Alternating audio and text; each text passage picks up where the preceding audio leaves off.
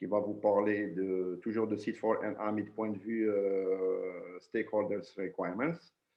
Donc, Nourdine, maître de conférence, il s'intéresse au domaine d'intérêt, c'est l'intelligence artificielle, le data mining, l'optimisation et aussi les applications du remote sensing.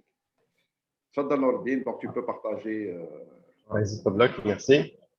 Donc, partager mon écran.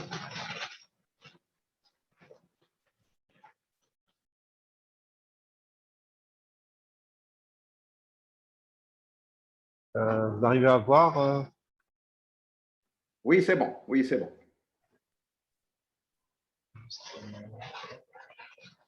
C'est bon, Nourdine. On arrive. OK, très bien. Hello everybody. Donc, I am Ali Din Nourdine, a computer scientist at the University of Oran, Algeria. My today's talk is about requirement analysis regarding the knowledge competencies to focus on when designing an up-to-date curricula that best suits the expectation of most of the socioeconomic partners. Nourdine, I'm sorry. Can you put your presentation in full mode? Okay.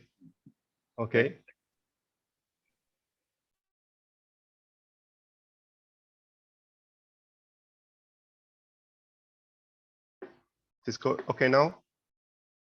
Is it okay? Not yet.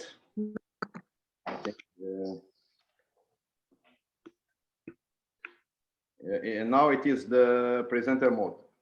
OK. Je crois paramètres d'affichage, tu peux, voilà, paramètres d'affichage. Oui, c'est ça. Voilà. Maintenant, c'est bon? Oui, parfait. Merci. Bien, très bien, de rien. Bon, je vais quand même une seconde. Dupliquer le... Là. Voilà, maintenant, on voit la même chose. So, as I said, a dedicated task was planned for 1 year, which with the leadership of our partners, Mahmoud Abdel Fattah and Ali Jaber Mohammed from Fayoum University in Egypt. So this work consists to perform stakeholder requirements analysis using a comprehensive online questionnaire. The target stakeholders was from a governmental institution, higher education, business enterprise, professional association, and so forth. This work benefits from the successful experience gathered in BEST SDI projects ended in 2019. Why to do this is for collecting information on the needs of stakeholders in all African countries regarding the quality of higher education in both SDI, GI, and related topics. And to perform analysis and to identify requirement patterns in the data for better curricular developments and ensure sustainability. How to achieve this task is via identifying a representative list of stakeholders from 15 to 100 to which the questionnaire will be delivered. The questionnaire takes around 30 minutes to be completed. The questionnaire was provided in English and also in French to maximize the responses. The questionnaire was kept simple to maximize the responses also.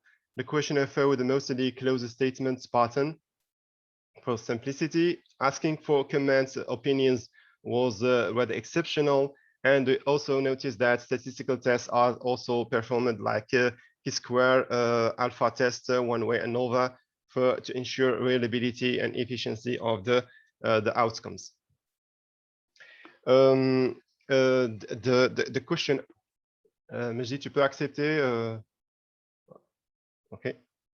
So, as I said, the aim of the questionnaire was to collect information on the need of stakeholders in North African countries regarding the quality of higher education. The questionnaire was divided into three main parts. The first part was about the generation of metadata about the respondents' organization data. So the role of his organization, focus on the role of his organization in the context of spatial data and Earth observation. Here we can find 3 questions to complete this part. The second part was divided in 11 area of knowledge as part of GIIT body of knowledge on geographic information science and technology. Each area of knowledge covers a set of relevant competences. The respondents were asked to rate the necessity of each competence for their organizations on 4 items, evenly spaced Likert type scale between not necessary, somewhat necessary, not aware, and very necessary. So for each area of knowledge, we have a set of questions to get a response from each area. 3 we have, for example, 2 questions for the first area, 10 questions for the second. For the first, we have conceptual foundation competences. For the second area is related to geospatial data acquisition.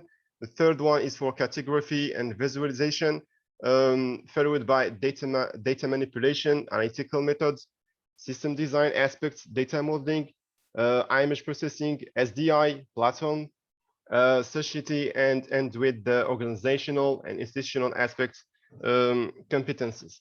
The last one, the last part, is was about additional educational issues related to language and remote access to course materials. So let us, the questionnaire was provided in 2 versions. The first was in English and French, and here is the link to access the questionnaire, which was filled by 148 stakeholders. This table summarizes the answers provided by each country.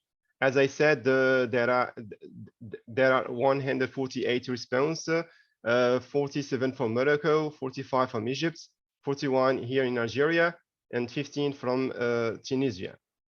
There was also 86 response filled questionnaire in English and 62 filled questionnaire in French language. This table summarizes the responses according to type of organization.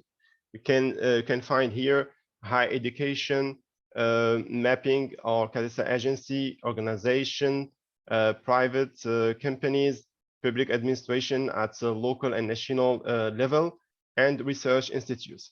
For example, for Algeria, we can see that most of responses comes from public administrations and higher education and research institutes. For Egypt, most responses comes from higher education, followed by research institute. For Morocco, we have 14 responses from private companies and public administration and higher education.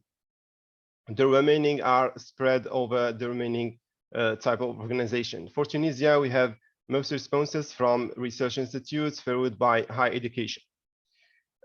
This picture illustrates the responses using a bar chart. We can see here clearly that most responses are coming from higher education and public administration at national level and research institutes.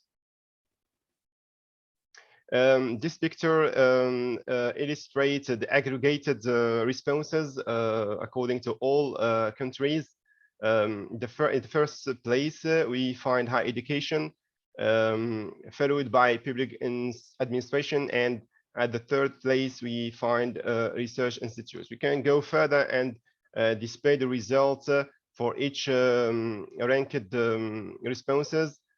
We can find, for example, for the first one, we have 10 responses from Algeria, 16 for the public administration, and 10 for research institute. For Egypt, we can find 3 responses for higher education, 3 for public administration, and 11 for research institutes, and so forth.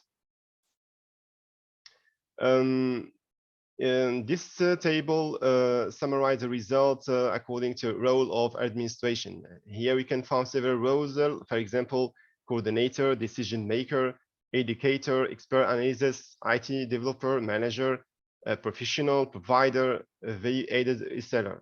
For Algeria, most responses are provided by end users and expert researchers. For Egypt, we have most responses given by educators, and the remaining answers or spread over all the other rows. For Morocco, most responses are given by producers. So there are a slight difference between from country to another. This picture summarizes the results. And here we can see clearly that most responses come from educators, followed by end users and producers. This picture aggregate the values by number or rank the answers by roles. We can find end user at the first place, followed by expert researchers, educators, and here also we can go further in detail and display the results for we display the ranking according also to the specific answers according to each country. You can see here, for example, for Algeria, you can see that the answers given by Algerian stakeholders are in accordance to the ranking provided by the role of organization. We have 10, 12, 10, and 4. For Egypt, we have most responses coming from educators, followed by end users and expert researchers. For Morocco, we have the producer as the most source of responses, and 8 for end users and 6 for expert researcher. Another interesting presentation which combined the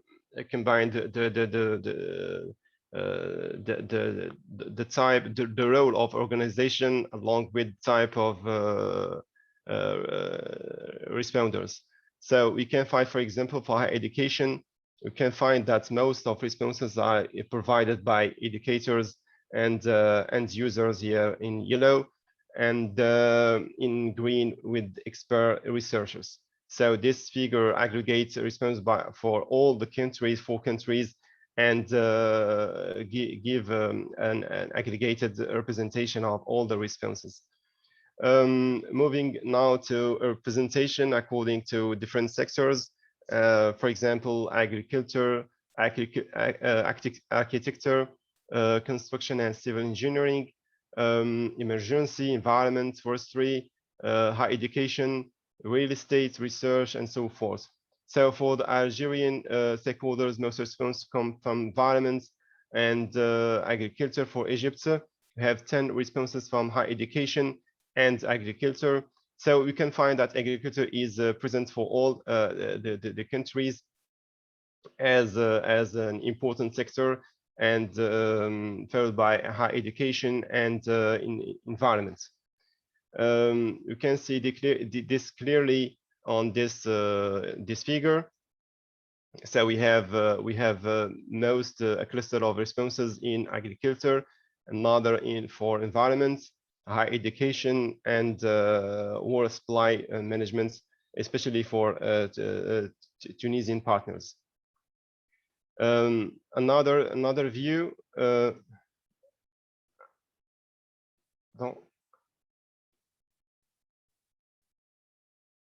Okay. Well, another view which aggregates sectors and the role of organization. We can see that most responses come from agriculture, and for this this sector, we have most of responses come from end users, and educators and expert researchers. Now we move forward to area of knowledge. The first area of knowledge are conceptual foundations.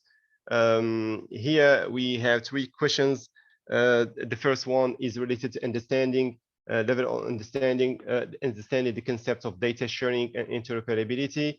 The second one is understanding the concept of data management.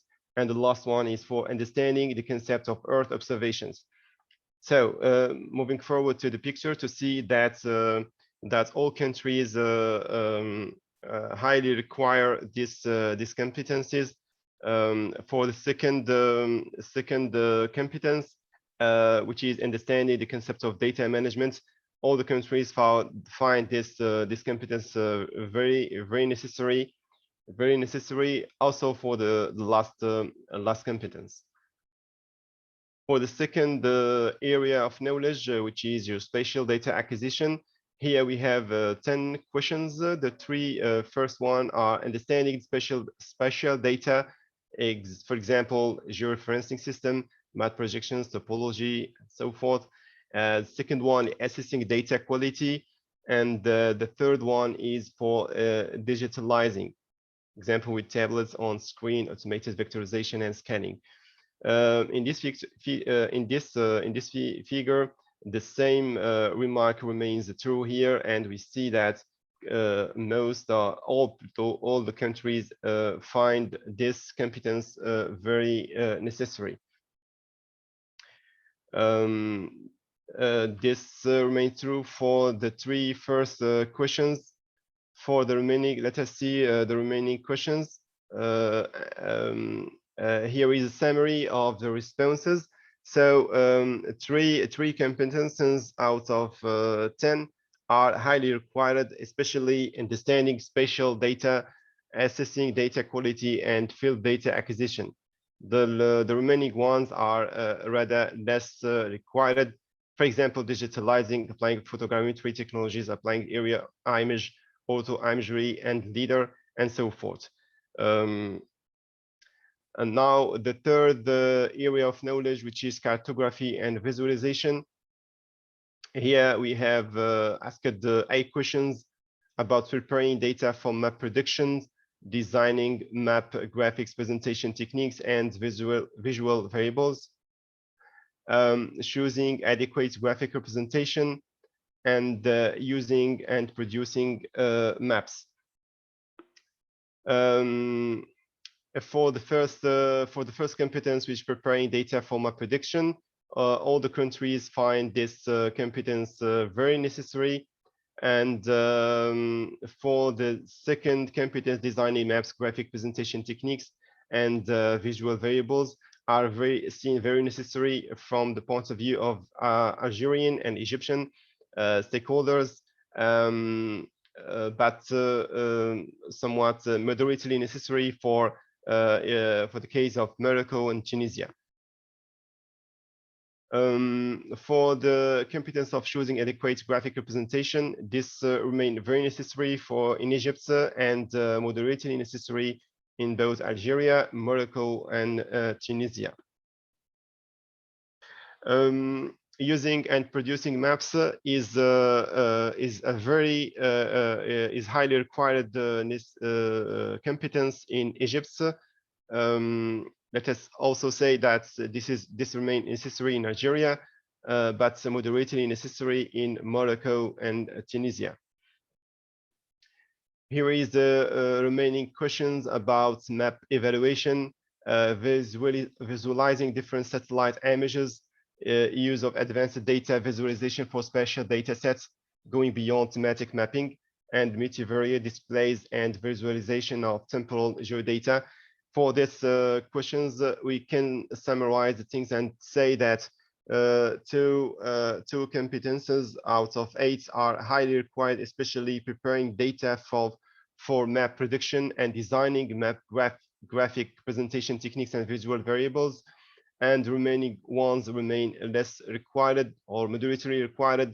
For example, map evaluation, using and producing maps, and multivariate display and visualization of temporal geodata.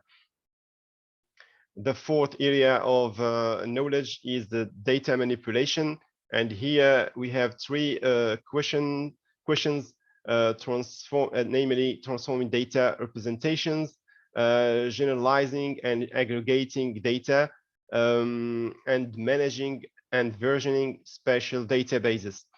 In charts, we can see that all the Algeria, Egypt, and Morocco countries find this first competence, which is transforming data representations, highly required.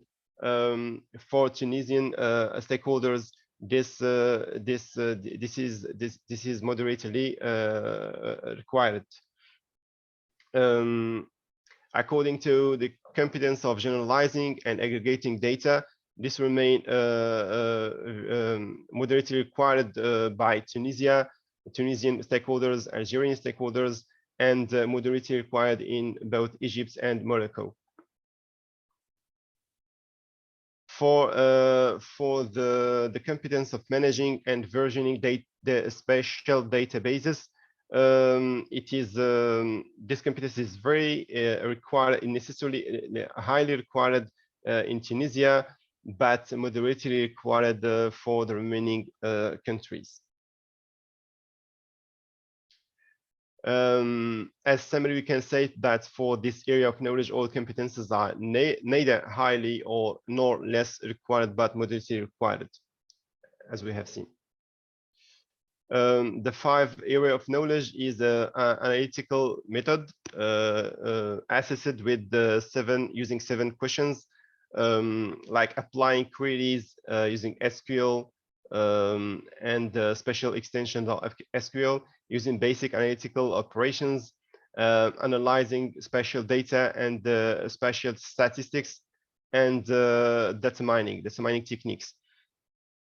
For this area, we can see that for the first competence, which is applying queries, this is moderately required by Egyptian, Moroccan, and Tunisian stakeholders, and is, let's say, moderately required also by Algerian stakeholders. For the competence of using basic analytical operations and operations, this seems to be moderately required by all countries. For analyzing spatial data and use of spatial statistics, this is very necessary for all the countries with a rate above than 18%. For the data mining techniques, not really necessary for Algerian stakeholders, highly required by Tunisian stakeholders, and moderately required in Egypt and Morocco. The 6th area of interest is about system design aspects. Here we assess this area of knowledge using 6 questions, like planning project resources, designing databases, designing system architectures using, for example, UML. For this area, we can see that for the first competence, which is planning project resources, this is moderately required by all the countries. For the designing databases, this is required by the Algerian, Egyptian stakeholders, but moderately required by in Morocco and Tunisia. For the design system architecture, this seems to be not required by all the countries. The 7th area of knowledge, which is data modeling competences, assesses with 6 questions, such as knowing about storage and retrieval structures, binary tree indices, and so forth, understanding the concept of databases, management systems, and knowing about tessellation data models, RAS13 and hexagonal grid. For this area, and for the first knowledge competence, knowing about storage and retrieval structures, this remains moderately required by all the countries. For the understanding the concept of database management systems, this remains moderately required for all the countries. The same remark remains true for the knowing about tessellation data models competence.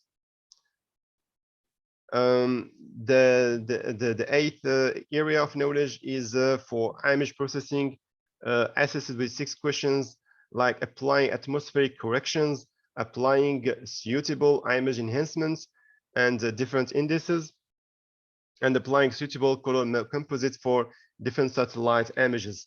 Here we can see that apart the Egypt's case, which seems to be highly required, for the remaining countries, this seems to be even less moderately or less required competence. For applying suitable image enhancements, this seems to be required, highly required by Algerian, Egyptian stakeholders, and moderately required in Tunisia and Morocco. The same pattern is observed in for the competence of applying suitable color composition, highly required in Algeria and Egypt, and moderately required in Morocco and Tunisia. The ninth area of knowledge is spatial data, SDI, and platforms, using 20 questions. For example, being familiar with spatial data infrastructure concepts, being familiar with spatial data infrastructure practices, and applying SDI concepts into practices.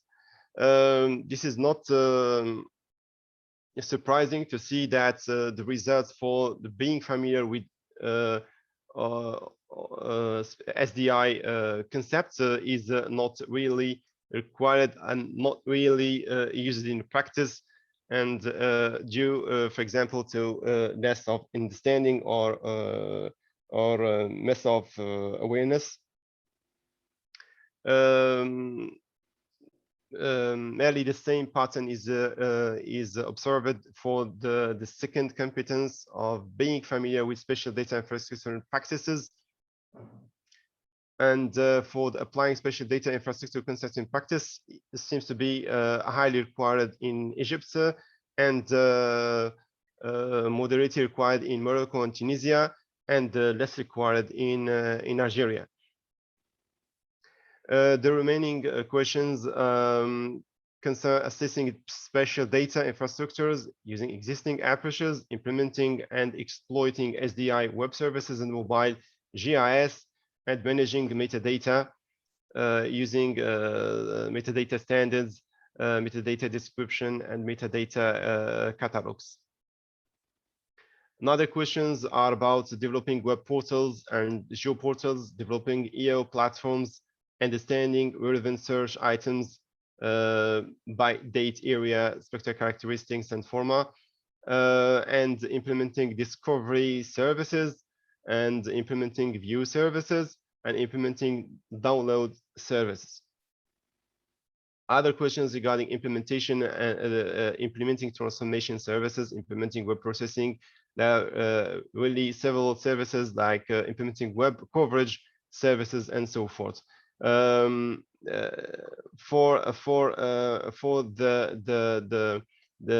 10th area of knowledge, which is society competences, assesses with 6 questions, like counts of being familiar with the relevant international policies and development program, counts of being aware of relevant national or local legislations, regulations, count of considering economic aspects.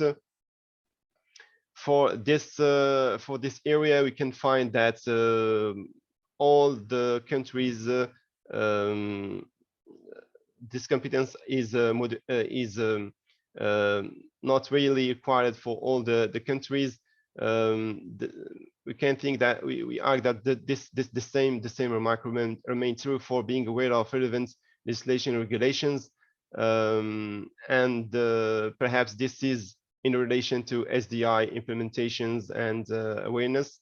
For the competence of council considering economic aspects, this also remain not really required. For the last area of knowledge, which is organizational and institutional aspects, this was assessed using 5 questions, like managing the GIEO systems, operations and infrastructures, setting up organizational structures and procedures, and developing a strong workforce, example, staff development, positions and qualification, training, and education. In this picture, we see that the first competence is not really required by all the countries. For the second one, setting up organizational structures and procedures seems to be moderately required in Egypt, but not really required by the remaining countries. For developing a strong workforce, this competence is highly required in Algeria and moderately required in the remaining countries. In summary, we can see that for the four area of knowledge, the same pattern is recognized, and with the rate over than 50%. For the remaining area of knowledge, we can argue that these competencies are more or less moderately required, or even less required. This picture is another representation which give side by side the very necessary responses along with not necessary, not aware, and we can see here that from the sixth area of knowledge, the not necessary, not aware responses come to be more or less significant. In summary, you can say that the aim of this study was to determine the key requirements of stakeholders in North African countries regarding curricular development and higher educations, regarding spatial data infrastructures, EO, GI, and related topics. The main organization, as we have said, that main organization that responded to the questionnaire comes from the public administration, universities, higher education institutes, and private companies. And they mainly operate in the sector of spatial planning, environment, for example, engineering, agriculture, architecture, and research. This organization may mainly serve the role of end user or producer of the geospatial data. The competencies to be analyzed was grouped and presented in 11 area of knowledge in the domain of geographic information and science, and information science and technology. And let's say the most necessary areas or covered the conceptual foundations, the geospatial data, cartography, and visualization. The list needed competencies refer to some area of knowledge like analytical methods, design aspects, data modeling, and you can say also that the competences of the remaining area of knowledge like infrastructures and platform SDI platforms, as well as organizational and institutional aspects, remain moderately needed. We also can say that the fact that the results of the requirements analysis are relatively similar for several area of knowledge will make our collaboration for the upcoming task very interesting and meaningful. And at the end, let me say that I would like to thank the stakeholders for accepting to complete the questionnaire and for their valuable contribution to this work. Thank you very much for your attention. Thank you. Merci Nourdine pour ta présentation, je crois, très complète et illustrée à propos de cette étude. Ce qui m'a frappé à titre personnel, c'est de voir qu'il y a beaucoup de similitudes lorsqu'on regarde les différents postes de Area of Competencies entre les différents pays, ce qui montre que le questionnaire a été fait de manière rigoureuse et robuste. Oui. Alors, juste le mode plein écran. OK. Voilà, c'est parfait. Tfadal Sidi Mahmoudi, c'est parfait. Très bien. Merci beaucoup. Bien. Je suis professeur au département de géophysique et l'expérience dont je voudrais vous entretenir dans cette présentation, c'est comment arriver à faire travailler plusieurs départements, plusieurs facultés sur une thématique commune ou sur des thèmes scientifiques d'intérêt commun. Donc l'aventure a commencé il y a très longtemps avec les chercheurs du laboratoire ELTIR, donc le traitement d'image et rayonnement, en particulier le professeur Smara et le professeur Belhadj Issa Aïchouch. Quelques collègues du département de sciences de la Terre, de manière générale, en particulier donc, les géophysiciens, dont j'étais le représentant, et des collègues de géologie, en particulier le professeur Ouzgen, qui est une géologue pure et dure, c'est cailloux et terrain. Mais la nécessité de collaborer et d'utiliser les moyens modernes d'investigation s'est vite avérée nécessaire. Et donc, on avait commencé. Alors, juste les halls ici, c'est mes collègues donc, dont je parlais il y a quelques instants, le professeur Belhadj Issa, le professeur Ouzgen. Il y a toute la Smala Belhadj Issa qui a contribué à cette aventure scientifique. Et puis des doctorants aussi qui ont bien voulu jouer le jeu jusqu'au bout. Nous avons commencé le parcours. Alors, je parle du LMD, mais je commencerai par le D pour aller vers le L éventuellement. Donc, il était plus facile de commencer par former des doctorants. Donc, on avait proposé un doctorat d'imagerie et de cartographie numérique en géosciences, étant entendu que mes collègues d'électronique, donc ELTIR, faisaient énormément de développement, mais ils avaient l'habitude de temps en temps de travailler avec des géomorphologues ou avec des géologues ou des géophysiciens. Et nous avons tenté ensemble d'institutionnaliser cette coopération dans un contrat gagnant-gagnant qui apportait la méthodologie pour nous et les applicatifs ou les applications en sciences de la Terre pour les collègues électroniciens ou informaticiens. Donc, dans le système LMD, c'était plus facile pour nous, évidemment, de commencer par le D. Donc, en 2009-2010, nous avions proposé un doctorat d'imagerie qui était atypique dans le paysage des doctorats en Algérie parce qu'il était transversal. En fait, il faisait appel à plusieurs compétences, y compris dans le recrutement des étudiants, ce qui n'était pas habituel.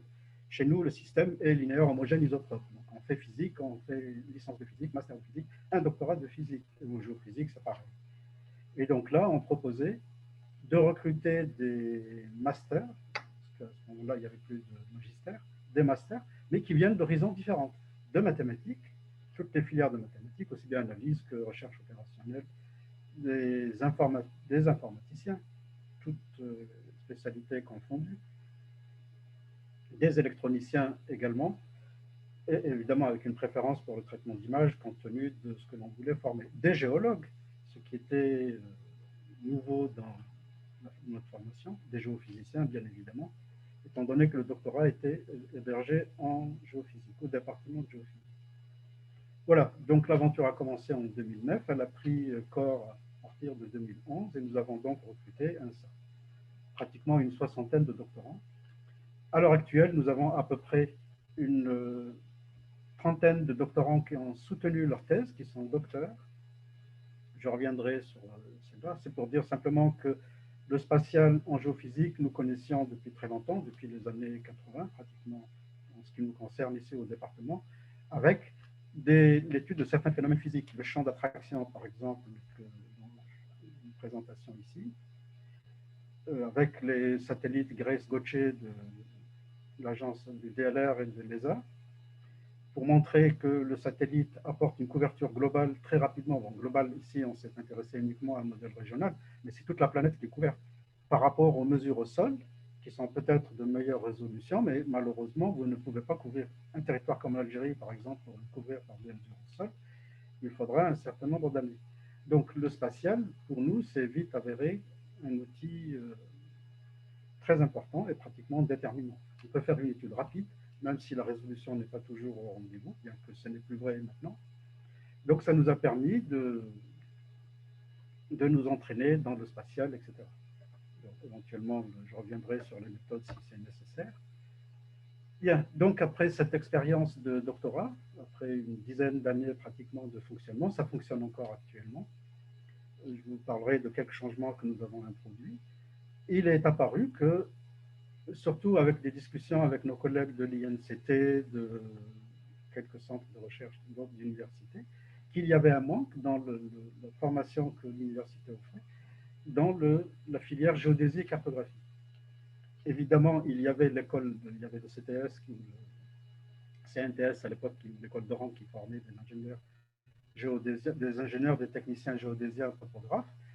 Mais par la suite, il y a eu un petit souci, je ne sais pas lequel, mais toujours est-il qu'il y avait un manque. Et lors des discussions avec les responsables de l'INCT, qui est l'Institut national de cartographie et télédétection, l'idée de proposer un master en collaboration avec eux était parue tout de suite comme vraiment une idée très intéressante. Je vous montre ici rapidement, bon, je ne vais pas rentrer trop dans les détails, donc le master, alors professionnel cette fois-ci, et pas du tout un master académique, compte tenu des orientations de l'enseignement supérieur, de l'intérêt de la chose, etc., surtout du domaine également. Il était plus important de proposer un master de géodésie cartographie professionnelle plutôt qu'académique, mais l'un n'empêche pas l'autre. Tout dépend de la finalité de la chose. Donc, le besoin du marché en géodésien et topographe nous avait incité à proposer donc un programme de formation que nous avons concocté avec nos collègues de l'INCT, des collègues de la faculté de sciences de la Terre et certaines compétences en laboratoire de traitement d'images, etc. En fait, des personnes avec qui nous avions l'habitude de travailler et avec qui nous avions les mêmes discours, les mêmes centres d'intérêt. Et voici donc ce que nous avions proposé, un master en 2 années avec énormément de mathématiques, de physique, mais aussi de la géodésie, de la photogrammétrie et d'autres enseignements, plus bon, calcul numérique, traitement de signal, etc., de programmation, web mapping, du SIG, etc. Donc ça, on avait proposé en 2017 ou 2018. Donc nous avions fonctionné pendant une année ou 2 années pratiquement. On a même formé, la première promo est sortie en 2020-2021, parce qu'il y avait le retard dû à la pandémie. Donc, nous avions fonctionné, mais il s'est vite avéré que nous avions un problème.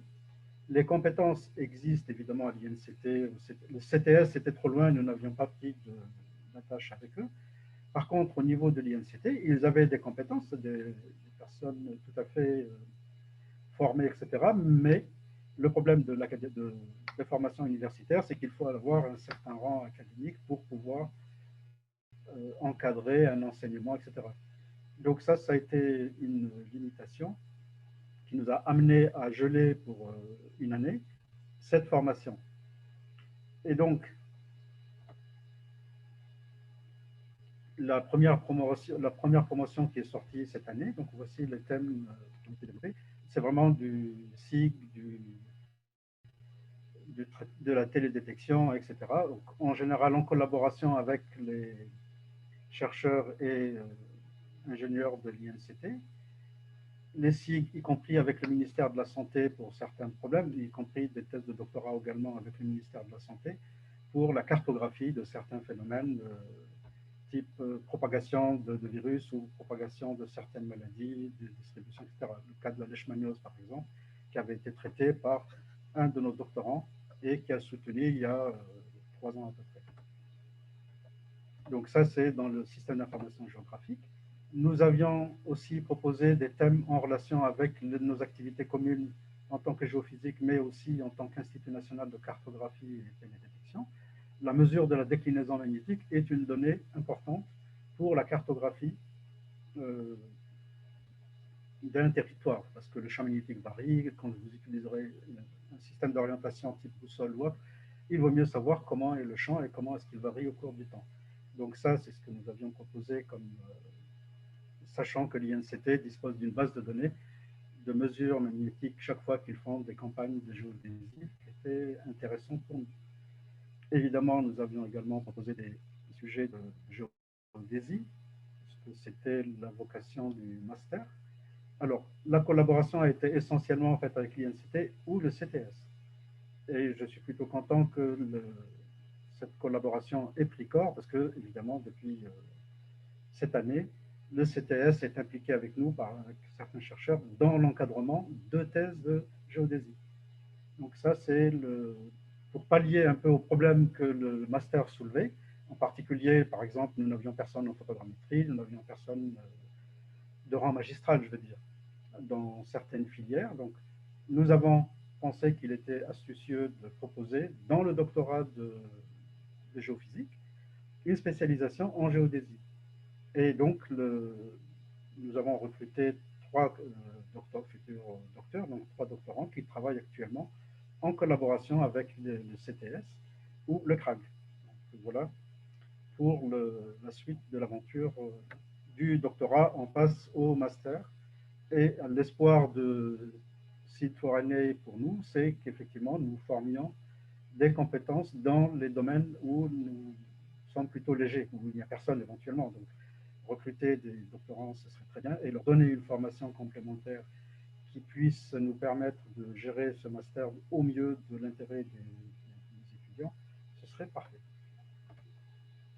En télédétection, évidemment, également, donc, avec la collaboration de la ZAL, de l'INCT, évidemment, puisqu'il est partenaire dans le master, plus des sujets internes avec l'USTHB. Voilà, donc ça, c'est la partie master géodésie cartographie. Le laboratoire de géomorphologie, géorisque du département géomorphologie, géographie, aménagement du territoire avait également proposé avant nous un master plutôt académique de géomatique et de géoptimisation en collaboration avec l'INCT. Je pense que les raisons sont les mêmes. Donc le manque d'encadrement dans certaines filières, la non-disponibilité du personnel dans le département de géomorphologie, aménagement, etc., a fait que ce master n'attend que le coup d'envoi pour pouvoir démarrer. Et j'espère qu'à l'issue de ce projet Erasmus, nous puissions mettre en route les 2 masters, éventuellement modifier peut-être celui-ci avec les collègues de géomorphologie pour le rendre professionnel. Mais je pense que c'est une formation qui est vraiment intéressante, qui permet de répondre à toutes les questions que l'on se pose en géométrie, en photogrammétrie. Donc évidemment, il faudra revoir en fonction de ce que l'on... Par exemple, moi j'ai été très content de la présentation des 4 présentations qu'on a eues. Ça permet de revoir éventuellement, par exemple, les 2 masters géodésie, cartographie et celui-ci peuvent être remaniés et en faire un master de professionnel, mais qui irait plus loin que simplement les sciences de la Terre et l'électronique. On pourrait englober évidemment, par exemple, la biologie, et ce serait vraiment l'écologie, etc. À mon avis, ce serait pour l'USTHB un master qui serait plutôt très intéressant et je suis sûr très demandé. Donc, mais il va falloir évidemment prendre en compte l'expérience de nos collègues nord-méditerranéens pour en faire quelque chose qui non seulement tienne la route, mais qui soit attractif, attrayant et qui permette de former nos étudiants pour les métiers de demain. J'en parlerai peut-être un peu plus tard des métiers de demain, parce que c'est quelque chose qui me tient à cœur et je trouve que nous avons un manque dans ce domaine. Alors, ces masters, thèses, etc., professionnels, voilà, donc les principaux acteurs, c'est l'USTHB, évidemment, avec ses 3 facultés mathématiques. Les matheux sont vraiment sollicités assez souvent. Donc, la faculté d'électronique et d'informatique et évidemment la FSTG. Mais pour moi, j'espère que ce n'est pas un rêve de voir quelque chose qui dépasse, qui atteint la biologie, éventuellement d'autres filières qui seraient intéressantes, y compris génie civil, etc., du spatial et des études globales. Donc, il s'est vite avéré que la nécessité de former de jeunes, je dis teachers, mais c'est des jeunes enseignants, nos collègues, pour prendre la suite à l'avenir, me semble absolument nécessaire et incontournable, dans les domaines, évidemment, de géodésie, de géométrie et tout autre. Un autre aspect qui me tient à cœur aussi, et je trouve que, en tout cas en ce qui concerne ce que nous avions fait, cet aspect d'intelligence artificielle et de ces applications en géosciences, nous venons à peine de l'aborder. Alors que je pense que le métier de demain, même y compris en géosciences, en géologie, etc., fait énormément appel à l'intelligence artificielle et je vois les progrès qui sont faits dans ce domaine. J'espère que cette partie-là sera également bien développée dans nos futurs enseignements et applications, soit sciences de la Terre, soit sciences biologiques ou d'autres domaines d'intérêt. Évidemment, ces méthodes, etc., nous les utilisons pour plusieurs raisons. Donc, connaître les phénomènes physiques par leurs propriétés magnétiques, gravimétriques, etc., thermiques et autres, à partir des mesures spatiales, sont nécessaires aussi également pour la géologie, par exemple, pour tout ce qui est prospection. Et prospection à grande échelle, aussi bien pour les génies minérales et fluides. En fait, fluide, c'est l'eau, ça c'est un problème crucial, mais aussi les hydrocarbures. Maintenant, le spatial est de plus en plus utilisé. Évidemment, ça ne remplacera pas les mesures au sol, mais avec le spatial, on peut le faire vite et bien et permettre éventuellement de cibler les mesures au sol, etc., de manière plus ponctuelle et pour permettre de vérifier les données spatiales, etc. Mais nous utilisons également le spatial et tout ce qui est SDI et autres, EO, dans tout ce qui est risque naturel ou risque anthropique. Les séismes, évidemment, notre pays les connaît bien. Là, tout le nord de l'Algérie est entre deux plaques tectoniques et il est soumis au séisme, au glissement de terrain, éventuellement tsunami, etc. Donc, ces risques naturels ou bien anthropiques, par exemple, on parlera probablement du cratère de Haoud Markawi, dans le sud, proche de la ville de Ouargla. Évidemment, c'est une erreur humaine qui est à l'origine de la catastrophe. Les problèmes d'environnement, donc pollution, etc. Et les aménagements du territoire, l'agriculture de précision, les problèmes de sécurité, etc. Tout ça font appel au spatial. Et je vous montrerai quelques exemples qui ont été traités par nos soit masters, soit doctorants, par plus des doctorants, de quelques applications. Donc ça, c'était pour l'activité plutôt pédagogique. L'activité de recherche, donc évidemment, elle porte aussi bien sur le mémoire de master que sur les sujets de thèse. Et comme je le disais, ce programme a démarré de manière effective en 2011 et il est toujours en cours, au moins pour les 3 prochaines années. J'espère que nous réorienterons un peu notre doctorat en fonction de ce que l'on a appris de ce projet Erasmus et Seed for Alliance. Alors, donc ça, c'était pour dire que effectivement, le spatial, le satellite permet de couvrir très vite une région. Moyenne résolution, même si quelquefois maintenant on arrive ici, c'est le champ de pesanteur. Et le champ de pesanteur est important parce que un des paramètres, évidemment, je ne vais pas axer là-dessus, mais simplement pour dire qu'il y a, par exemple, ce qu'on appelle le géoïde, qui est la figure mathématique régulière de la Terre, qui représente la vraie surface, la vraie forme de la Terre. Évidemment, l'ellipsoïde est un modèle mathématique, la sphère est également un modèle mathématique. Ce sont des approximations. Le géoïde, c'est le niveau moyen des mers et une donnée importante pour la topographie. Or, par exemple, pour un pays qui fait 4 millions de kilomètres carrés, faire des mesures au sol pour avoir un taux très précis est une opération coûteuse et de longue haleine. Il faut la faire quand même, évidemment. Mais prendre un gravimètre là qui permet d'avoir la valeur absolue de G, donc le champ d'attraction, l'accélération du champ de pesanteur, il faudrait des décennies et des décennies pour avoir une couverture à peu près raisonnable avec un point, par exemple, tous les 10 km. Le satellite, lui, en 30 jours, vous avez une couverture complète. Évidemment, ça dépend des satellites, des orbites, etc. Mais en général, c'est des orbites héliosynchrones et relativement basse altitude, donc entre 300 et 600 km. Et ça permet d'avoir très rapidement le champ de pesanteur, mais aussi la forme du géoïde. Et quand vous avez le géoïde, que vous pourrez ensuite confronter à la mesure terrestre, etc., vous avez un référentiel pour les altitudes que vous pourrez ensuite calibrer avec le GPS ou autre GNSS. De même que l'altimétrie spatiale, et depuis les années 80, avec les satellites Jason et la suite après, ont permis d'avoir une topographie, y compris une bathymétrie avec une très bonne précision. Donc, l'espace est partout présent dans ce que nous faisons.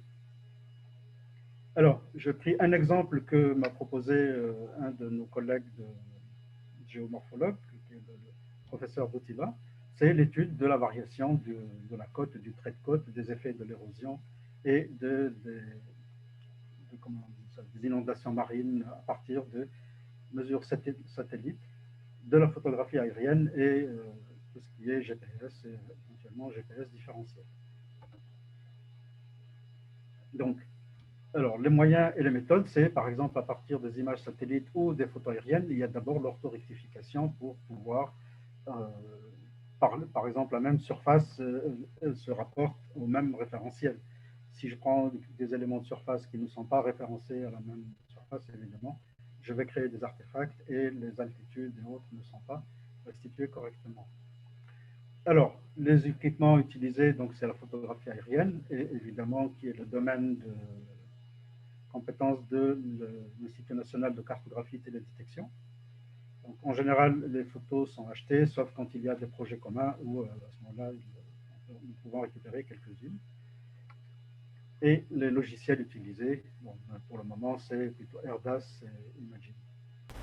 Et je pense qu'il y a des logiciels open source de l'orthorectification, en particulier un logiciel que mes étudiants utilisent qui s'appelle Micmac, qui a été développé par l'Institut géographique français, l'IGN, et qui permet de prendre l'image du satellite et d'arriver jusqu'au modèle numérique du terrain ou le modèle d'élévation. Donc ceci est fait au niveau du département, enfin au niveau du laboratoire de géomorphologie. Quelques étapes en utilisant leurs outils qui ne sont pas open source par contre. Donc, pour avoir une image depuis la mesure jusqu'à l'ellipsoïde de référence qui est le WGS 84, World Geodetic Survey, le Surface qui est donc celui de 1984. Pour la photo aérienne, évidemment, le traitement, c'est également d'avoir des points de contrôle au sol et ensuite pouvoir calibrer et caler les mesures, les photos satellites, les informations spatiales.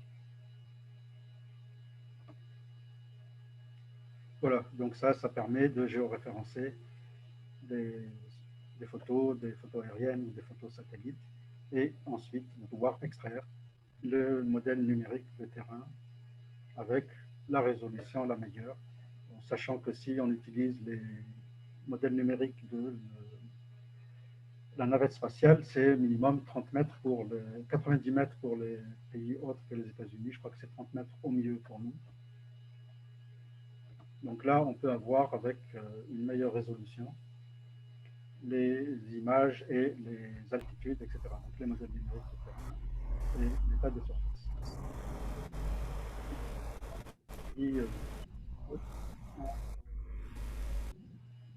Le centre d'Alger et Burj El Kifan à l'est, donc ici à l'ouest, la région du Hama. Donc je pense que c'est pas loin de la station d'épuration, la station de dessalement, jusqu'à l'est, la côte de Burj El Kifan, ou Fort de l'eau pour anciennement. Voilà, donc une fois que l'image est acquise, corrigée, etc., on numérise et ça permet d'avoir un fichier exploitables directement par les logiciels de traitement d'image et de traitement de signal. Et donc, vous avez avec une très bonne précision la cote et éventuellement ses mouvements, etc. Donc, vous pouvez suivre éventuellement s'il y a une érosion, en particulier, par exemple, dans des endroits où il y a eu des constructions un peu anarchiques qui ont complètement dénaturé la cote. Avec le satellite, vous pouvez faire un suivi et suivre l'évolution de la cote avec les meilleurs résultats. Évidemment, la mesure au sol, ce que je disais tout à l'heure, est nécessaire ici, donc avec un GPS en real-time kinématique, donc ce que nous souhaitons acquérir dans le cadre de ce projet, avec un différentiel par contre, suivre le trait de côte et pouvoir confronter la donnée terrain à la mesure satellite et corriger éventuellement. Alors, le département de géomorphologie a donc, par exemple ici, pour cette année, recruté 8 étudiants uniquement pour la géomorphologie et 3 étudiants en thèse, donc de PhD, suite au dernier concours de mars dernier. Voilà, donc ils peuvent développer effectivement des thématiques en rapport avec ce que nous faisons dans ce projet. Alors, donc ça c'était un aspect. L'autre aspect auquel on s'intéresse dans ces doctorats et masters, et grâce à la collaboration, collaboration, le terme est peu, c'est vraiment une partie vitale qu'apporte le laboratoire de traitement d'image et de rayonnement, donc ETIR, en particulier le professeur Smara et le professeur Belhadja. J'espère que les autres chercheurs vont être bientôt impliqués. Je crois qu'ils le sont beaucoup en fait, mais ils travaillent dans l'ombre. J'espère qu'ils apparaîtront au grand jour assez vite et que nous puissions collaborer. Donc, un exemple, c'est les données optiques, radar, lidar et leurs applications, aussi bien pour l'urbanisme, je suis désolé si ça se voit pas bien, pour la cartographie, le suivi de... Donc, par exemple, ici, vous avez une image d'Alger, avec évidemment une des sources de pollution qui est importante, c'est l'Oued el-Harash. Alors, nous sommes ici, de Bezoar, l'aéroport est ici. Et évidemment, tous les oueds et les problèmes de pollution que ça peut engendrer, etc., avec les déversements un peu anarchiques des résidus de l'industrie ou des déchets ménagers. Évidemment. Donc le Hamis ici, avec la pollution qui est importante, un urbanisme débridé et en même temps le suivi de la pollution, etc. Donc, grâce aux outils satellitaux, donc on peut suivre chaque embouchure des oueds, etc., quel est l'effet sur la côte et sur la pollution, donc sur l'environnement de manière générale. Donc on peut suivre, alors c'est là où je parlais tout à l'heure des méthodes d'intelligence artificielle, ici c'est en utilisant la classification, donc le réseau de neurones pour la classification des images et déterminer les différents phénomènes et faire un suivi temporel et en même temps donc déterminer quel type de pollution il s'agit, etc. Et comment ça se propage, Voilà, donc après avec des... Alors ça c'est l'Oued el-Harash qui est bien connu des Algérois, enfin des gens qui habitent Alger, et qui malheureusement déverse en mer tous les produits possibles et imaginables de l'industrie et sans aucun contrôle. Probablement beaucoup moins maintenant. Et donc le spatial permet une surveillance assez efficace, dans le particulier ici, dans le plan d'aménagement côtier, pour l'aménagement futur de la baie d'Alger pour le tourisme, pour la relaxation, et pas seulement, par exemple, c'est le cas d'une région qui n'est pas loin de l'embouchure et qui est maintenant réservée à la sortie des familles. Si la pollution est toujours là, ça va être difficile à... Alors, cette pollution peut être évidemment aussi suivie en polarimétrie, donc avec les données radar, en fonction de la polarisation horizontale, verticale, verticale, horizontale, etc. On peut suivre l'état de la pollution générée, évidemment, vous voyez ici, c'est vraiment l'embouchure de l'Oued est ici, l'Oued al-Haraj. Donc, vous pouvez suivre. Et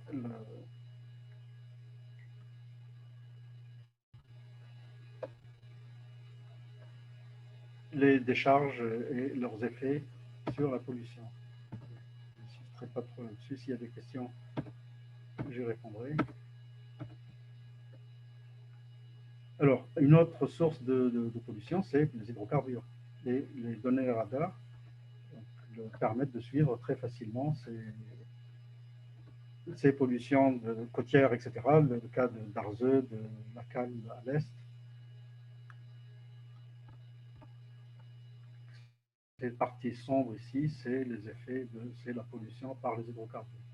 Alors, il y a évidemment, lorsque il y a des indices en surface, on peut, à partir de mesures géophysiques au sol, confirmer le type de pollution et faire un suivi, éventuellement lorsqu'il s'agit, par exemple, d'une infiltration qui peut altérer les nappes phréatiques ou qui peut altérer le sol.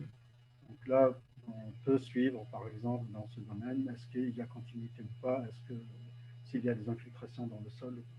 Donc ça, c'est un travail qui est possible avec les données optiques, radar. Le LIDAR également est également une source de données très importante, d'autant plus que l'INCT vient d'acquérir un avion, un LIDAR aéroporté, et ce n'est pas les sujets qui manquent, aussi bien pour l'urbanisme que, par exemple, en ce qui me concerne, c'est l'utilisation pour l'archéologie. Donc, utiliser le spatial, je reviendrai dans un petit moment. Le LIDAR est un moyen très efficace de pouvoir cartographier avec la meilleure résolution possible. Monsieur Hamoudi, si vous pouviez parler plus fort. Les variations du sol qui peuvent traduire. Ah, désolé. Si vous pouviez parler plus fort. Oui, donc, ça a l'air d'intéresser. Les données LIDAR. Oui. Je suis désolé. Bon, j'aurais dû. Très bien. Donc, juste parler plus fort, oui. Merci. Ok, très bien. Je vais faire un effort. Je ne voulais pas déranger les voisins, mais ce n'est pas grave. Ils peuvent faire attention. Donc, les données existent, évidemment, moyennant des conventions de collaboration, etc., ou bien de leur acquisition, de leur achat. Il y a des thématiques très intéressantes à développer, aussi bien pour l'aménagement du territoire que, je vous ai dit, par exemple, pour l'archéologie, que pour d'autres phénomènes de grande échelle. Donc, les altitudes, Alors, on peut même, je sais qu'il y a eu des travaux qui ont été faits avec des collègues portugais, en étudiant la céramique de certains vestiges romains. Ils sont arrivés à reconstituer toute la fresque uniquement à partir de la mesure de quelques, vous voyez, c'est vraiment une précision inférieure au millimètre ou de l'ordre du millimètre. Donc, c'est un outil qui est très important, d'autant plus qu'aéroporté, où on peut faire énormément pour couvrir une grande région relativement vite et avec une très bonne précision. Et voici, donc effectivement, la différence entre le LIDAR et, par exemple, le radar, c'est qu'effectivement, c'est un semis de points. Ça n'est pas un signal continu. Et à partir de ce semis de points, il faudra faire une reconstitution grâce à des méthodes d'interpolation. Mais la résolution en vaut la peine. Donc, voici quelques signatures, par exemple ici en couleur, donc tout ce qui est végétation, tout ce qui est construction, etc. de sol. Vous arrivez à faire une cartographie et une image très fine d'un phénomène depuis l'espace ou depuis la centaine de mètres d'altitude. Alors, le LIDAR peut également être utilisé, évidemment, pour l'étude des rivages et de la côte, de la même manière que tout à l'heure, on avait vu l'étude du rivage à partir des données satellites.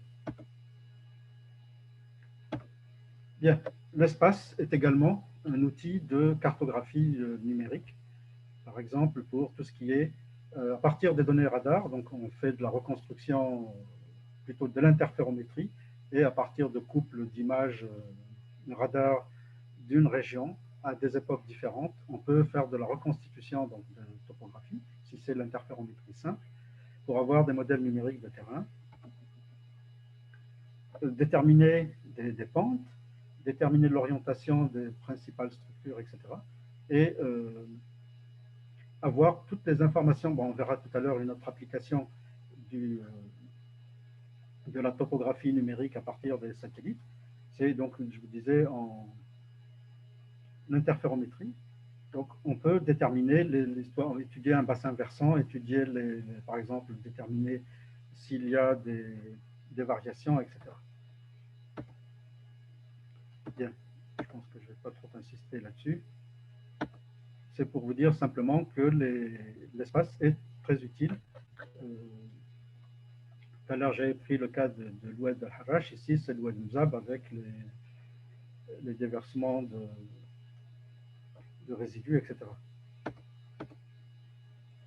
Alors, Haoud Barkawi, c'est une histoire intéressante, même si elle est dramatique à l'origine. C'est donc un cratère, enfin un fossé d'effondrement qui est pas loin de la ville de Ouargla et qui a été, dans l'origine, est en fait un tubage mal fait, si j'ai bien compris l'étude.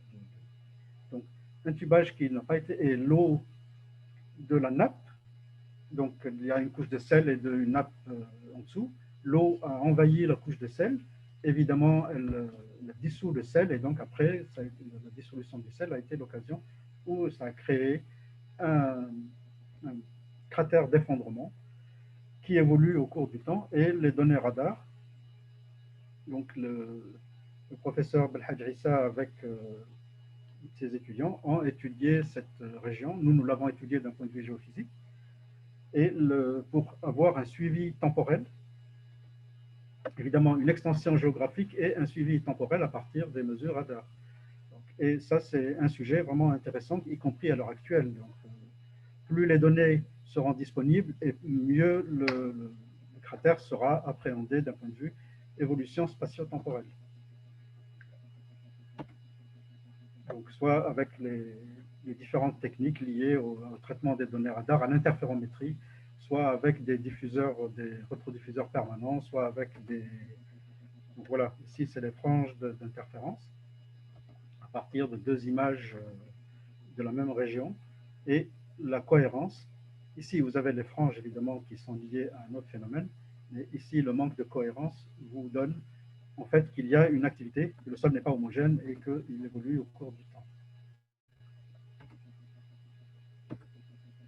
Voilà, donc après, ici, une quantification de l'évolution des cratères. Je pense que c'est sur une dizaine d'années, je suppose.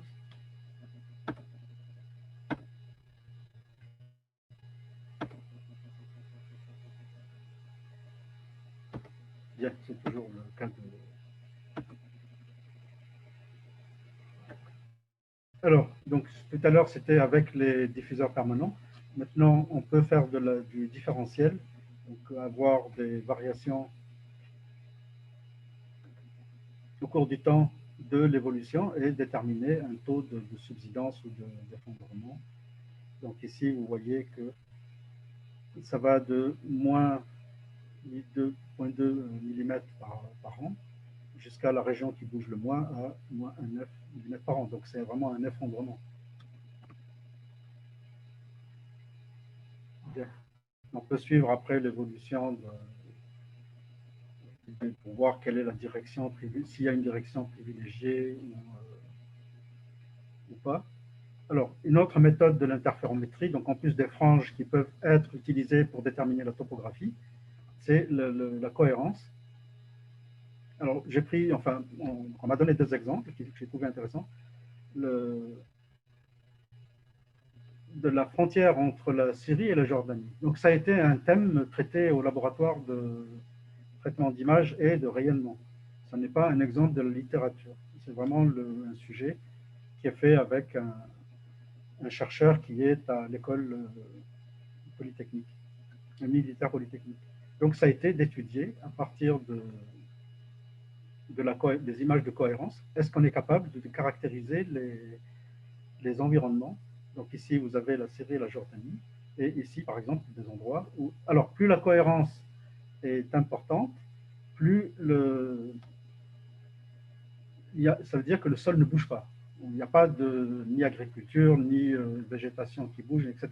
Par contre, si la cohérence est faible, cela veut dire qu'il y a une activité. La nature du sol a changé, la caractéristique du sol a changé pour des raisons diverses et variées, température ou agriculture ou travaux urbains, etc.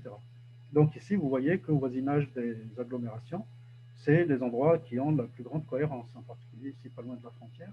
Et si on regarde cet endroit, en fait, c'est aucune activité humaine, pour la simple raison que, donc ici, c'est la ville, ça ne bouge pas, les immeubles ne bougent pas tout le temps, etc. Mais parce que les endroits où la cohérence est la plus élevée, c'est les endroits qui ne sont pas fréquentés. Et en fait, c'est les endroits qui sont des terrains minés. Donc vous voyez qu'à partir de l'espace, on peut éventuellement, bon, évidemment on n'aura pas la nature de la mine, mais de savoir si une zone est fréquentée, pas fréquentée, qu'est-ce qui a changé entre deux acquisitions, etc. Donc la cohérence, elle est également utilisée, je vous montrerai un exemple, dans le cas du tremblement de terre de Mila, qui est récent. Alors vous avez ici le cas de l'aéroport de Radames en Libye. J'espère que bientôt la frontière sera ouverte. Et ça permet évidemment de suivre, en fonction de la cohérence, des endroits qui sont fréquentés, pas fréquentés, etc. Et donc, vous voyez ici, par exemple, il y a des trajectoires complètement aléatoires, c'est celles qui sont fréquentées par les gens qui ne devraient pas, alors que les activités normales, régulières, suivent des trajets connus, balisés, etc. Monsieur Hamoudi. Voilà. Pardon, oui, bien madame. que j'adore votre présentation et j'aimerais bien connaître encore plus. Il y a juste un petit souci, on déborde déjà depuis 10 minutes. Donc, si pour les derniers slides, Voilà. vous pouvez aller un petit peu plus vite. Bien, vraiment, j'adore. J'espère que vous allez partager votre présentation avec nous parce suivant les commentaires, les gens apprécient beaucoup. Il y a plein de commentaires positifs. Donc, si vous pouviez partager les slides avec nous par la suite, on aimerait beaucoup, comme on le fait d'habitude avec les autres. Merci, super. Merci beaucoup, Monsieur Hamoudi. Moi, j'adore votre présentation. Sauf qu'on déborde un petit peu maintenant. Voilà, merci beaucoup, Monsieur Hamoudi. Bon, évidemment, il y avait… Donc, très bien, ça, c'est les aspects risques naturels, en particulier ici, c'est le séisme de Mila. Et donc, les résultats sont complètement inédits. C'est le travail de Mademoiselle Belhadjissa pour la communication qu'il y a eu lors du séminaire. C'est l'histoire de la cohérence à partir des données sentinelles. C'est pour montrer aussi qu'on utilise des données sentinelles, ERS, Landsat 7, 8, etc. Donc, vous avez ici un interférogramme qui traduit une activité tectonique grande échelle, mais vous avez aussi une cohérence, ici, un manque de cohérence ou manque de cohérence, qui est liée, voilà, on voit mieux ici, à la zone qui a subi un glissement de terrain spectaculaire. La ville de Mila est ici. D'accord? Donc voilà, c'est ce que l'espace permet de faire. Et on peut avoir une estimation de l'effondrement, éventuellement de la vitesse de déplacement, etc. Bien. Un autre exemple simplement de l'interférométrie et de l'interférométrie différentielle, c'est le bassin de la Mitidja, et où vous avez ici les vitesses moyennes. Donc je vais arrêter. La corrélation de la déformation est liée à l'activité hydrogéologique et en particulier au pompage des nappes.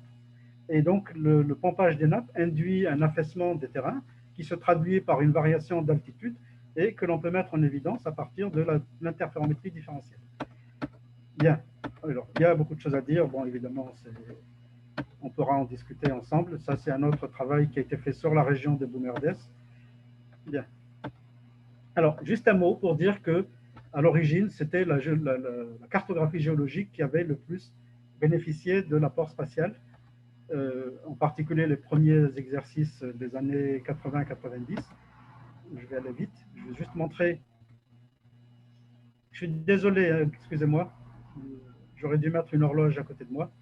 En fait, l'espace, avec les différentes techniques d'analyse des données, etc., permet de faire une cartographie relativement rapidement d'une zone qui, autrement, par exemple, ne pourrait pas être accessible par le terrain. En particulier, durant toute la période où on ne pouvait pas aller sur le terrain, le spatial était le meilleur moyen d'étudier le sol. Évidemment, la vérité terrain est nécessaire, mais voici par exemple une image satellite, et puis voici la géologie qu'on peut en déduire, y compris la nature des granites, des machins, etc. Donc c'est un outil, bon, je pense que... I'm sorry. Je vais assez vite.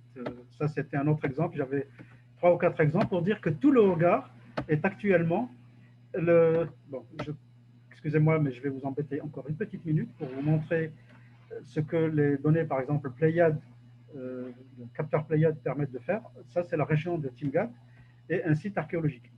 Donc, à partir des images Pléiade, traitées par Micmac ou autre logiciel, Micmac est open source. Et ça permet d'avoir, par exemple, en utilisant simplement des filtres directionnels, par exemple, des dérivés suivant des directions, etc., de faire apparaître des données qui, a priori, ne sont pas visibles. Et donc, par exemple, ici, c'est un travail qui était fait par mon étudiante en co-tutelle avec l'université de Marne-la-Vallée. Et vous arrivez à avoir bon, un DVI également. Donc, par exemple, ça permet d'établir une cartographie plus précise que celle qui existait jusqu'à présent. I'm sorry. OK, donc ce qui me semble intéressant dans l'expérience que nous avons eue avec nos collègues d'électronique, c'est, je pense qu'il faudra, ce qui manque, il y a le D qui fonctionne assez bien, même très bien, le M qui pourrait fonctionner relativement bien, en particulier avec l'apport de Seed4NA, mais ce qui manque, et à mon avis est important, c'est qu'on puisse proposer au niveau de l'université un master, non, pardon, une licence professionnelle qui s'attaque à ces problèmes et ces problématiques, et qui impliquerait aussi bien l'électronique, l'informatique, etc. Désolé pour le temps que j'ai pris. Aucun problème. Je vous remercie. Voici en fait les formes de données, etc. Nous profitons beaucoup des bases de données européennes ou américaines qui existent. Ça permet de faire des études en attendant d'avoir les données locales. Alsat, Lazal contribue assez bien aussi. Merci beaucoup. Merci, professeur Hamoudi. Merci infiniment pour votre présentation. Désolé pour le temps que ça a pris. Non, aucun souci. Hein. Moi-même, j'ai pas de... une présentation express. Moi-même, j'ai débordé. Hein, donc, j'ai largement débordé sur mon temps. Oui, c'était un plaisir et je vous remercie. Votre présentation a été très riche. Vraiment, il y a une mine d'informations que vous nous avez proposées. Présentation m'inspire beaucoup de questions, mais je vais juste me limiter. Vous avez partiellement répondu, le dernier slide. Effectivement, donc, on a vu l'offre de formation assez riche avec plusieurs masters. Moi, ce que j'ai apprécié surtout, c'est que bien que ce soit des masters académiques, vous avez pu établir des partenariats avec des partenaires comme l'INCT, ASAL, CRAG, et je sais que ce n'est pas des choses qui sont généralement faciles, hein, il faut beaucoup d'énergie et d'abnégation. Je voulais juste par rapport... Je dois avouer qu'ils ont joué. Oui. Tfadal, Sirmoud. J'ai dit que je dois avouer que toutes ces institutions ont joué le jeu parfaitement, ont pris en charge les étudiants, ont pris le terrain lorsque c'est nécessaire, etc. Sinon, ça n'aurait pas fonctionné. Et on a pu voir vraiment la diversité des sujets d'application que vous avez proposés. Est-ce que vous pouvez nous donner un ordre de grandeur sur le nombre d'étudiants que vous formez chaque année dans chaque spécialité? Alors, pour le master, c'est... Alors, en doctorat, juste après...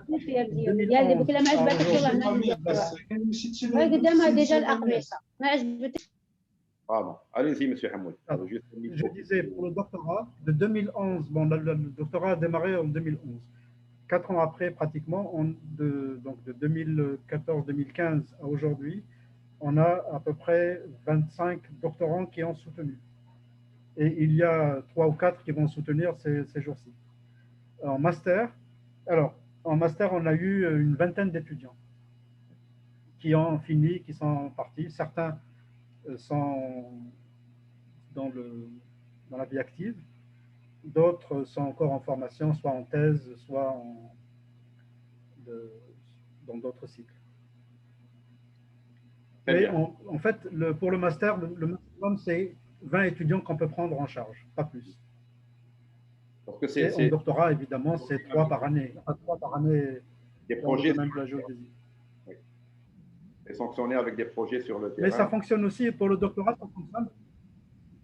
Pour le doctorat, ça fonctionne. Évidemment, il y a l'encadrement local, mais il y a aussi des conventions avec l'Université de Grenade, conventions avec l'Université de Liège en Belgique. Il y a des co-tutelles, à peu près on a une dizaine de co-tutelles.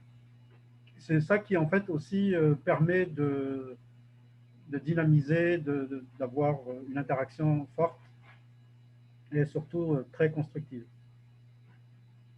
Très bien. Bon, il y a l'Université de Sétif, je ne l'ai pas cité, mais on a quand même bien contribué. Effectivement. J'avais une question sur la licence, vous aviez répondu. Donc, nous sommes d'accord sur la nécessité de prévoir, peut-être au niveau bachelor, licence, des formations, soit académiques, professionnelles dans ce domaine. Donc, c'est l'un aussi des objectifs du projet SID4NA.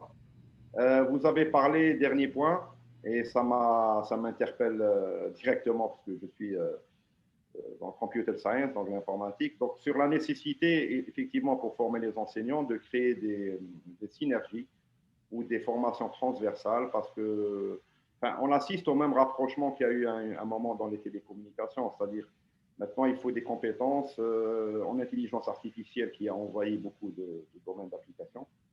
Et donc, effectivement, il y a des besoins, il y a des défis nouveaux qui nécessitent des collaborations et des synergies entre différentes disciplines. Je remercie pour vos applications, les projets d'application, c'était vraiment fascinant. Et notamment, j'ai été frappé par exemple, le projet sur la reconstruction du patrimoine, sur les champs de mines, etc. Donc, vraiment, c'était très intéressant et je vous remercie encore une fois pour cette Mejdi présentation intéressante. Oui. C'est M. Sedjel Massi. J'ai juste une petite question. Oui, toi aussi, monsieur. Voilà. Alors, en fait, bon, moi, je suis pas du milieu universitaire, mais je voulais juste savoir la différence entre ce que vous appelez un master académique et un master professionnel. Est-ce qu'en parlant d'un master professionnel, vous associez, entre guillemets, les entreprises? Alors, peut-être je vais laisser M. Hamoudi répondre. Je crois qu'il a bien… Alors, dans le master professionnel, dans les conditions d'ouverture, il faut d'abord des conventions avec le secteur socio-économique. S'il n'y a pas de convention avec le secteur socio-économique, il n'y a pas de formation professionnelle. Ensuite, dans le programme lui-même, il y a un volume de stages qui est incompressible. Chaque semestre, il y a des stages qui varient entre la semaine et le mois, ce qui n'est pas nécessairement le cas dans le master académique. Dans le master académique, c'est une formation académique, même s'il y a des applications pratiques, mais les stages dans la formation professionnelle sont prépondérants, et avec des stages comme dans la filière d'ingénieur. Donc, par exemple, nous, le stage, c'était en programmation avec l'INCT. C'est le stage ouvrier, voilà. Le stage opérateur, technicien, etc. Donc, la première condition, c'est d'avoir des conventions avec le secteur utilisateur. Et le nombre d'étudiants, en fait, implicitement, ça veut dire que lorsque vous allez former votre promotion, 90% seront utilisés, seront embauchés. Quand vous formez dans un master académique, vous n'avez aucune contrainte. Évidemment, le mieux, c'est que vous puissiez les faire embaucher, mais vous ne pouvez rien imposer à personne. Vous faites au mieux la formation, mais c'est tout. Pour le ministère, la formation professionnelle est prépondérante, hein, que ce soit la licence ou que ce soit le master.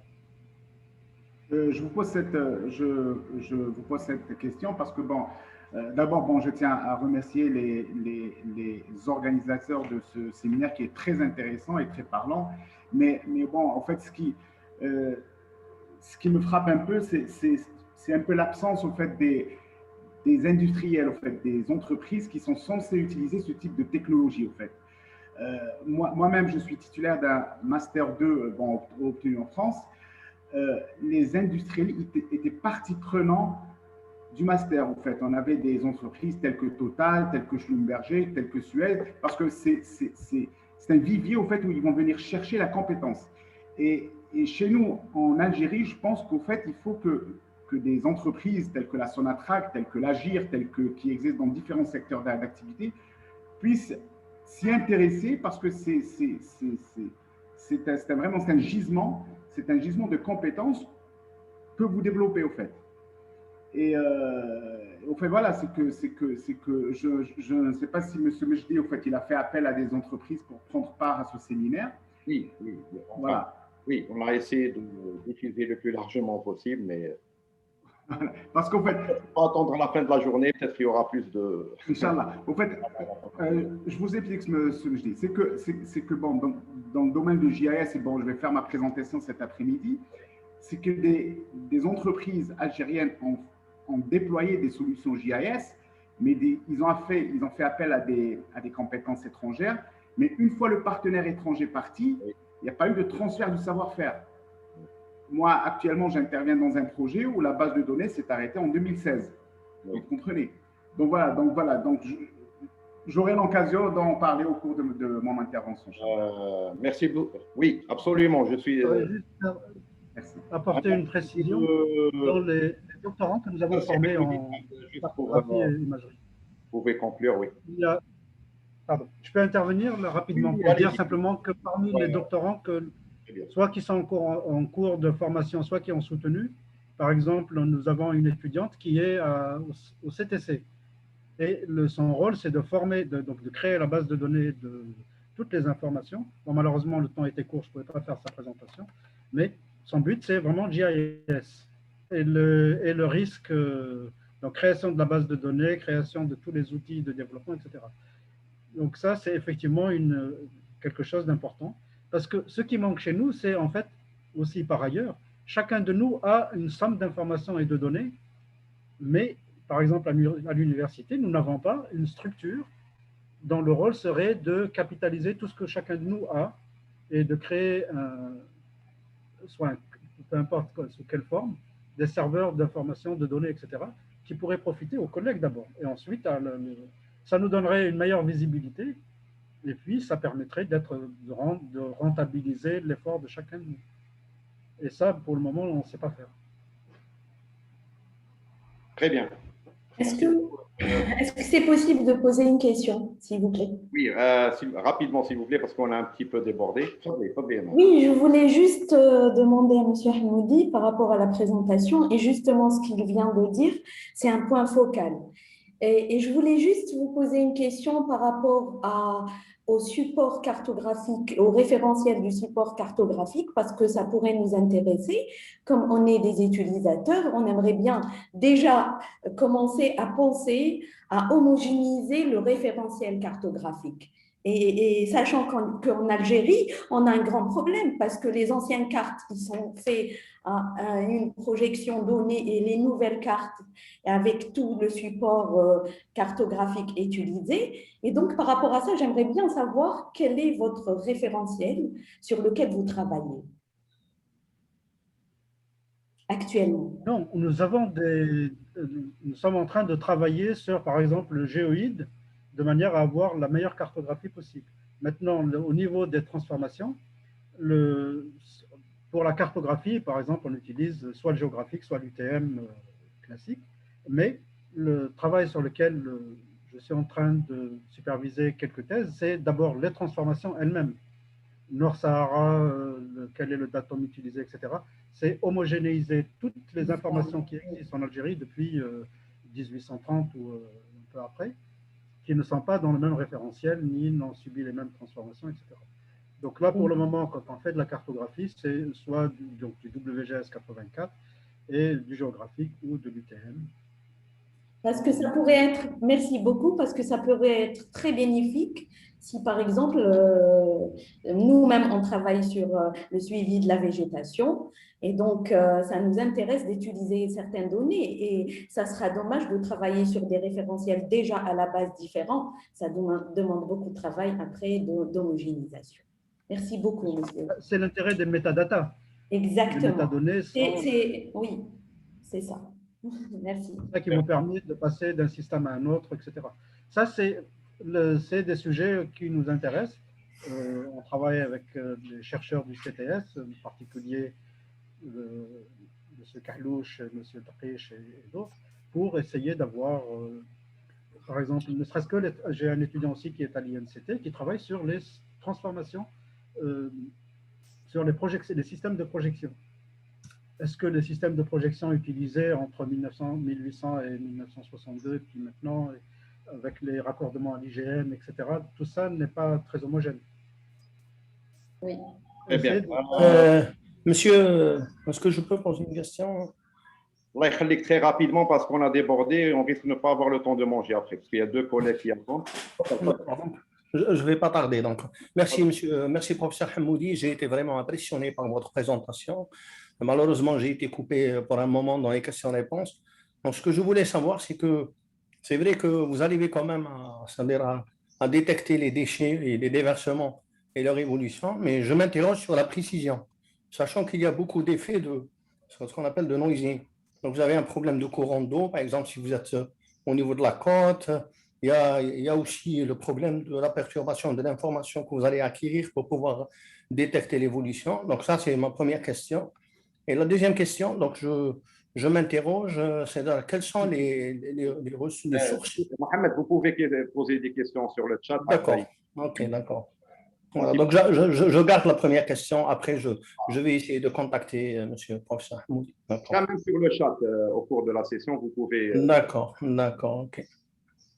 Il y a une manière rapide de vérifier, c'est d'utiliser des données de nature différente. Par exemple, l'optique, le radar, dans l'optique, vous avez le multispectral, etc. Donc, vous pouvez toujours avoir des signatures. Évidemment, tout n'est pas toujours facile à discriminer, mais vous avez vu tout à l'heure, il y avait le diagramme de réponse suivant la chlorophylle ou des phénomènes de turbidité, etc. La précision est relativement suffisante pour pouvoir suivre, par exemple, les déversements de l'Oued al-Harash. On y arrive relativement bien. Et à discriminer par rapport à tout ce qui est phénomène, par exemple, des phénomènes thermiques au niveau de l'eau.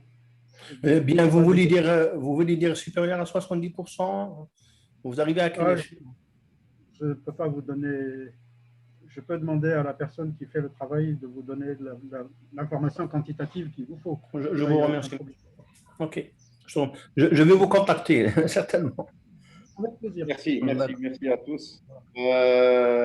Je vous propose la chose suivante, parce que je vois que le débat est riche et c'est tant mieux. Peut-être on aurait dû prendre beaucoup d'attentes et curiosité autour de ces sujets, c'est normal. Moi, je propose, si vous